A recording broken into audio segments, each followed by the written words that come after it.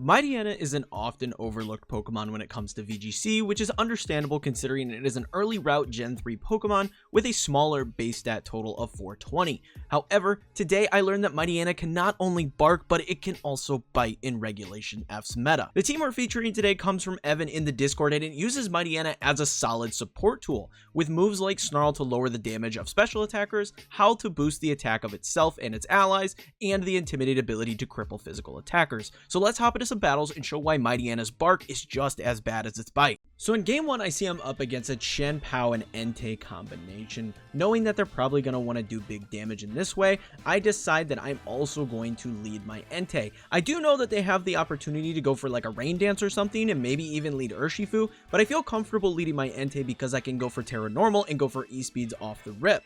Then I lock in Chien-Pao because I have 2 physical attackers already. Chien-Pao is going to play very nicely into that Amoonguss as well as Gholdengo, so it's a pretty solid bring into this as well as Tornadus. And then to round things out, I end up selecting Landorus because while I may not have great play into Chien-Pao as well as Urshifu, as long as I deal with those early enough, I have great play into Amoonguss, Entei, as well as Gholdengo.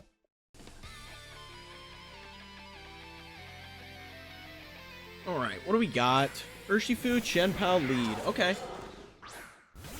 We can work with that, because we get the Intimidate down. That's going to be very nice. Mightyena's so small. Why is it so tiny?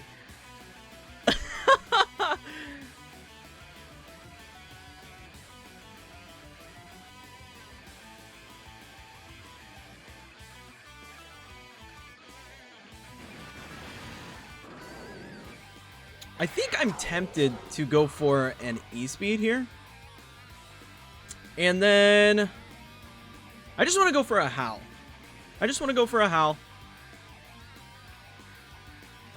Doesn't look like they're going to Tera. So basically the idea is we get the Tera Normal E-Speed off. That's going to do a lot of damage to their Urshifu and also put them in an interesting place for the next turn, because knowing that I can Tera Normal E-Speed them is going to make them kind of question some decisions. They're just going to protect the Chien-Pao. The Howl is just going to boost my attack, and that's kind of the mentality that you got to have. You got to just get as much off as you can, and then play the next turn. Oh, that did a lot. Surging Strikes is going to go in. We are going to take that very well. Now, the nice thing is next turn, their Chien-Pao actually really can't do a whole lot to us, because of the fact that we have E-Speed, which is higher priority than Sucker Punch, so they really can't do anything. We gotta think, they do have Gholdengo potentially in the back, so I think this turn we go for the E-Speed, and I'm gonna go for the Snarl. We go for the E-Speed on a Chien-Pao, that should bring it down to Sash, and the Snarl will do a decent chunk of damage. I could see, yep, there's the swap. Is this a Gholdengo swap? The idea of the Snarl is if they do bring in Gholdengo, it's Amoonguss. Okay, not quite what we were expecting, but if they were to bring in the... Ooh, that's not going to do enough, because there's a Sacred Sword, and we're going to lose Entei this turn. Not what I was hoping for. I was hoping for quite a bit more damage there. But we had to go for E-Speed, otherwise we just get outsped by the Chien-Pao, which is a touch unfortunate. Alright, so now I gotta think. We could bring in our own Chien-Pao, and I think that's a good play. I'm gonna bring in our own Chien-Pao.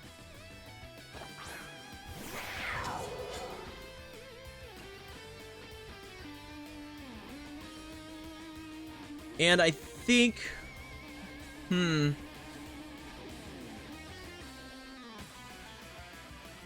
I think we just go for the Ice Spinner here. And go for the Helping Hand. We could also just Protect. It's also an option, and go for another Howl. I think I want to do that. We're going to Protect and go for a Howl. Because this gives me... Yep, they go for that. They go for Protect on theirs. That's fine. And this gives us the opportunity to boost our Chien-Pao up to do big damage while we still have our Focus Sash intact, which is going to be really, really nice for us. We're also at +2 on our Mightyena now, which is pretty cool. That's quite nice. So I think what we do is go for the Ice Spinner here and go for the Crunch onto their Chien-Pao. The reason for this is we do big damage into their Amoonguss. We also will KO their Amoonguss. As long as they're not Rocky Helm, we should be okay. They're not Rocky Helm. That's a big turn for us because now we still have our Focus Sash intact. Chien-Pao actually is going to go for the Sacred Sword on a Mightyena, which takes it swimmingly. We proc our Sitrus Berry. Wow, that took that so well. That's crazy. And now we go for the Crunch. That'll KO the Chien-Pao. Mightyena showing its worth. All right. Now what's the last two Pokemon? Because the fun thing is we're at +1 on our Chien-Pao. And we're at +2 on Mightyena. Entei is the other Pokemon here.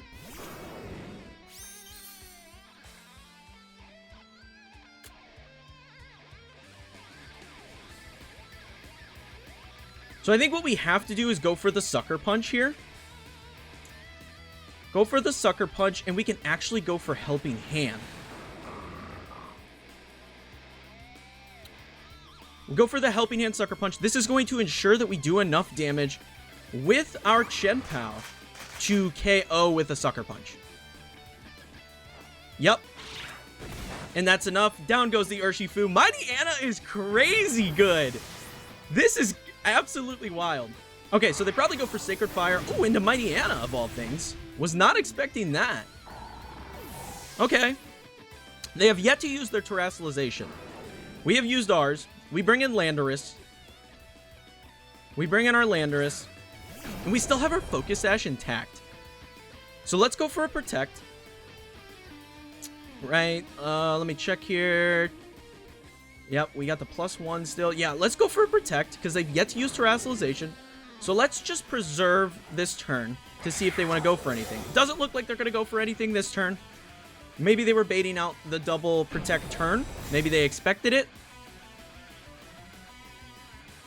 They go for the Sacred Fire into which target? Into the Chien-Pao. Okay. That's fine. Alright. So this turn, we just go for a Sacred Sword. Maybe they're Tera Normal, and that's why they're not Terastallizing. That could definitely be the case. So we're just going to go for the Sacred Sword as well as the Earth Power. That did an absurd amount of damage. Earth Power is going to clean the game. Mightyena takes a dub. Wow. That was insane. I can't believe how useful that Pokemon is. Moving on to game 2, I feel nervous because their team is incredibly bulky. Looking at Registeel, Ting-Lu, Gouging Fire, there's a lot here that can cause me some problems. But I know that I want to lead Mightyena. Mightyena is going to be a really solid bring, and I'm also going to lead Zapdos because Gouging Fire is very commonly running Breaking Swipe, so if that's the route that they want to go, I will get a boost on my Defiant Zapdos, which is going to give me a serious advantage in this battle. I also have Tailwind on my Zapdos, so this is going to give me a lot of speed control, and then I lock in Chien-Pao and Landorus. Hindsight being 2020, Landorus is probably not the best bring because of the Ting-Lu, but I thought it would be pretty solid due to the potential Iron Defense on the Registeel, and I kind of got later in the battle for this reason.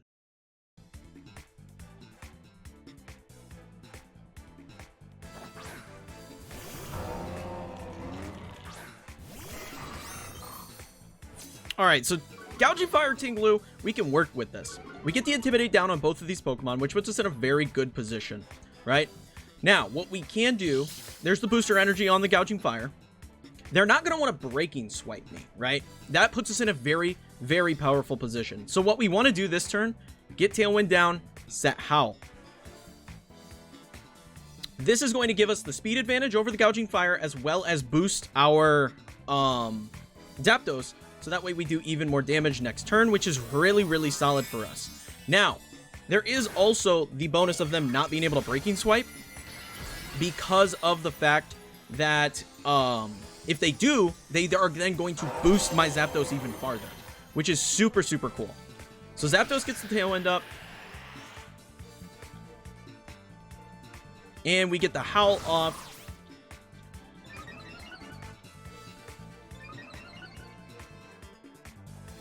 They are also going to Howl. This is just going to return them to normal.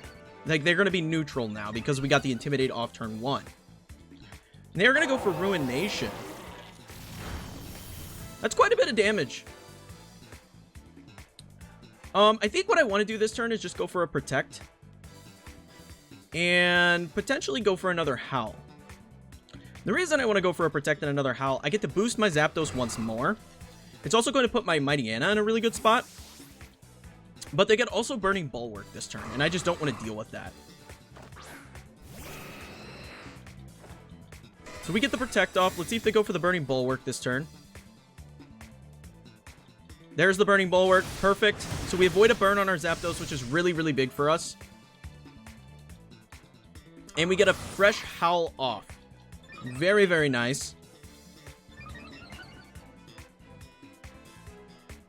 Now, what Pokemon do I have in the back that can deal with that? Chien-Pao can deal with that very, very effectively. So, they also don't have their Tera any longer. So, Gouging Fire is our target here. We can go for a Brave Bird into the Gouging Fire. And I think I just want to start putting Snarls down. I can start putting Snarls down and really mitigate this Moltres. Gouging Fire does hold on, which is a touch unfortunate. Snarl goes off, lowering the Moltres special attack.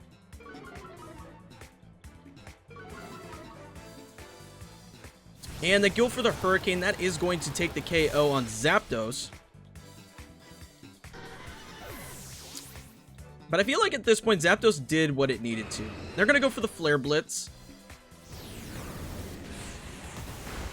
Mightyena's going to take that. Nice.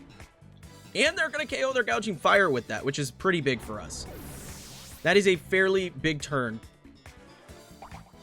Sitrus Berry's going to go off. Mightyena's going to get boosted back up. Very nice. We want to bring in Chien-Pao now.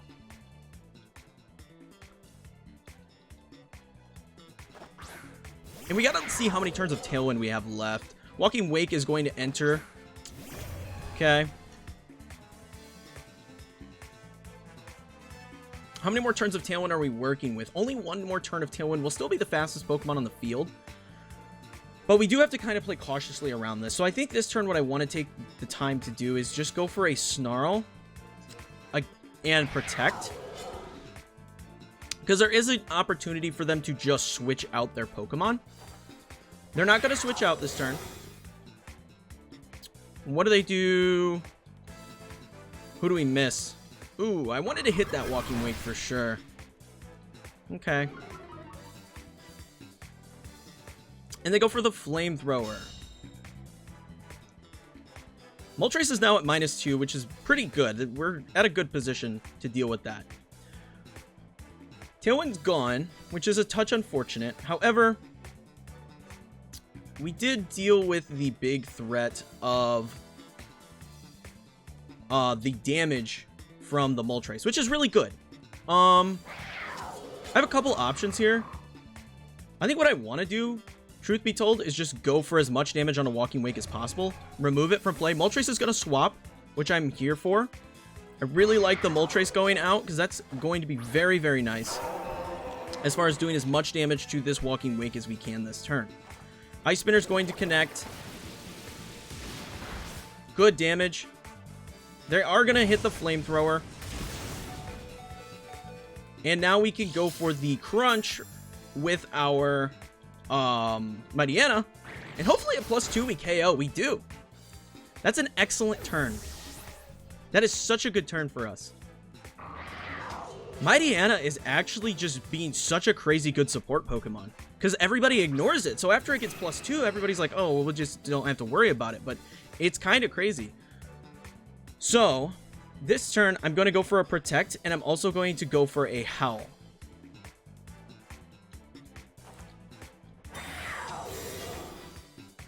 Because I still think they're going to ignore the Chien-Pao. They go for Fiery Wrath. We should be able to take that very well with our Mightyena. Yeah, we took that so good.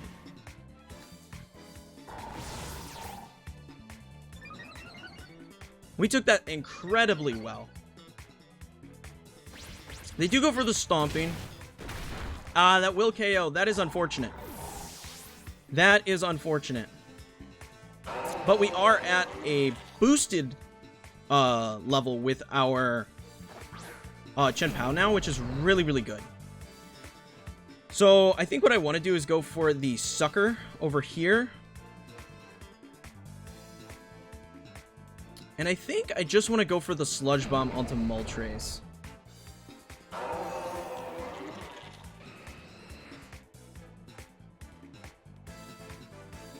That is what we're going to do. Might have had to double the Ting-Lu. Yeah, we probably should have doubled the Ting-Lu. A Snarl goes off. That is not good. Oh, okay. That's a misplay on my part. We should have doubled Ting-Lu.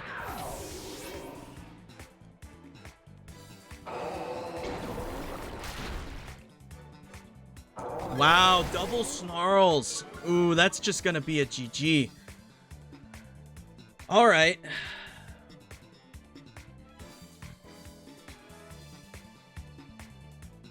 We're going to have to rely on crits to win this game. At this point, that's all we could do is rely on crits. So, hindsight, we should have targeted the Moltres. Hindsight is we should have taken the Moltres down with the Chien-Pao. It might have put us in a better position to win the game. I don't know that we could have either way. Wow. GG. That's not even going to be enough to KO Ting-Lu. Oh, no. The double Snarl. I've not seen Snarl on Galarian Moltres. That's crazy. GG. I mean, that's just the game. That's the game. Wow. Fiery Wrath goes off. I thought we were in such a commanding position, but the double Snarl on the Ting-Lu as well as the Moltres, that puts me in an awful position. Puts me in an absolutely terrible position to win that game. GG's. Wow. Wow, wow, wow.